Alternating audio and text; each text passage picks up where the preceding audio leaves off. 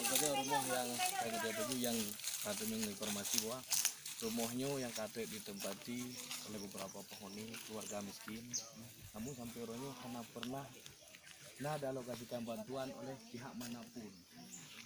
Karena ada informasi maka ada coba tunjukkan dengan lembaga kepolisian agar bisa. Assalamualaikum. Bawah. Lu pegah menah berandeh ke rumah. Anu tim sipik. Ah, untuk lah minum ah. Ah, ini. Ari tayo kedai dan bi.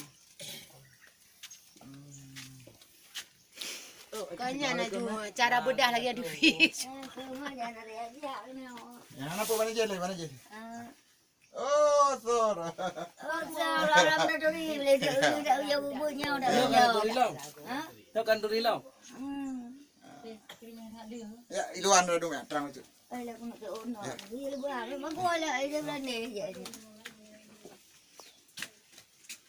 Oh, heboh si Kemah.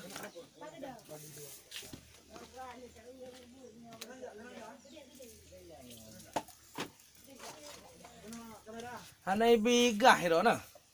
Hana. Hanai bi tabunggah. Hana lidu pu.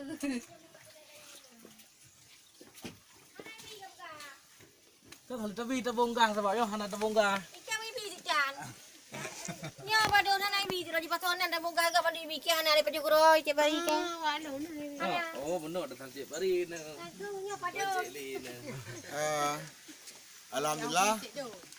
Orangnya di Mace-Bece katro bak sabo istana di daerah Nanggro yang kaya gas alam.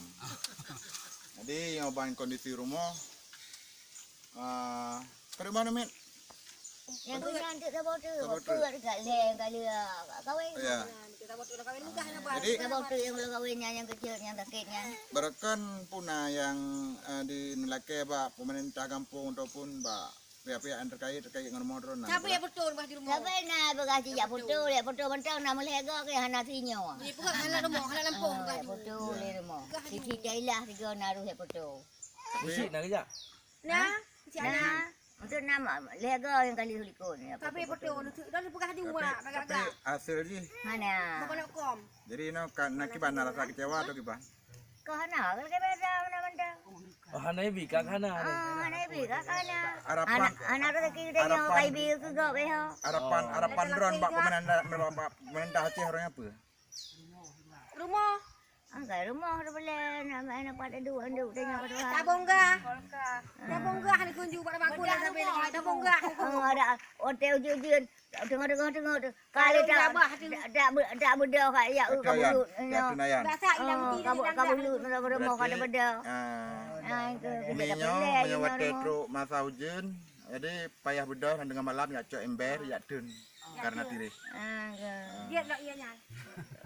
Anak pada ada anak ida bedah sedap dah bedah. Berarti nyo tanah dan oro. Tanah ro. Gatengkalaganyan terima kasih rehat beh.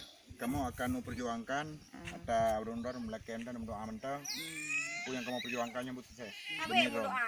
Ya ni yang punya yang kecil dah